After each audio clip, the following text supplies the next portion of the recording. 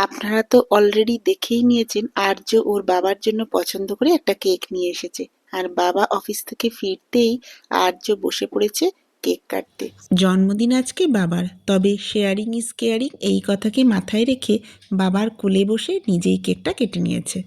এবার তিনজনে মিলে কেক খেয়ে রেডি হয়ে আমরা বেরিয়ে পড়েছি। প্রথমে এসেছি কালীবাড়িতে। এখানে পুজো দিয়ে প্রণাম করে চলে এসেছি বিষ্ণুপুর স্কোয়ারে। আর্যবাবু একটু খেলে নিল আর তারপরে আমরা চলে এসেছি রেস্টুরেন্টে। এখানেই আজকে ডিনারটা করব। এখানে আগে আমরা কখনো আসিনি, আজকে আমাদের এটা ফার্স্ট টাইম।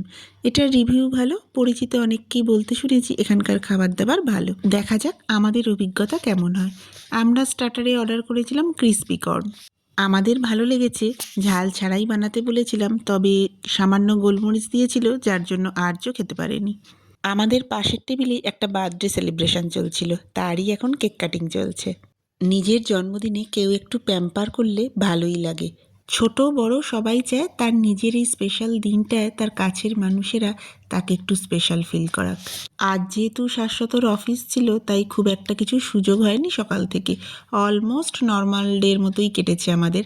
তবে সন্ধ্যের পর একটু স্পেশাল ফিল করানোর জন্য আমরা ছোট্ট একটা আয়োজন করেছি। আমরা একটা এগ চাউ অর্ডার করেছিলাম, যেটাতে কোনো রকম সস স্পাইসেস দিতে বারণ করেছিলাম আর্যবাবুর জন্য। তার সাথে নিয়েছিলাম বাটার নান আর কড়াই চিকেন। এই রেস্টুরেন্টটা আজকে চুজ করার একটাই কারণ, এটা আমাদের বাড়ির একদম কাছে, 10 মিনিটের দূরত্ব। তবে আমাদের অভিজ্ঞতা কিন্তু ভালো। চাউটা ঠিক যেরকম আমি সিম্পল বানাতে বলে দিয়েছিলাম ঠিক সেভাবেই বানিয়েছে, যার ফলে আর্য এটা খেতে পেরেছে। আর্য যেহেতু এখন একটু বড় হয়েছে, মানে বুঝতে শিখেছে এই ব্যাপারগুলো, তো এগুলোও একটু এনজয় করে। আমিও সেই জন্য একটু আধটু এই সমস্ত দিনে ওকে বাইরের খাবার অ্যালাউ করি।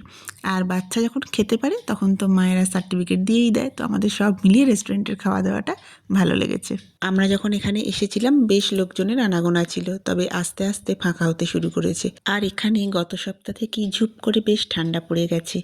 সব শেষে আমরা অর্ডার করেছিলাম লাইম সোডা। এবার বাড়ি ফিরবো। আমি আর আর্য চেষ্টা করেছি আজকের সন্ধেটা শাশ্বতকে একটু স্পেশাল ফিল করানোর। ঢোকবার সময় এত সুন্দর একটা অ্যাকোরিয়াম লক্ষ্যই করিনি। কি সুন্দর খেলে বেড়াচ্ছে রঙিন মাছগুলো। ওদেরকে গুড নাইট জানিয়ে বেরিয়ে পড়লাম।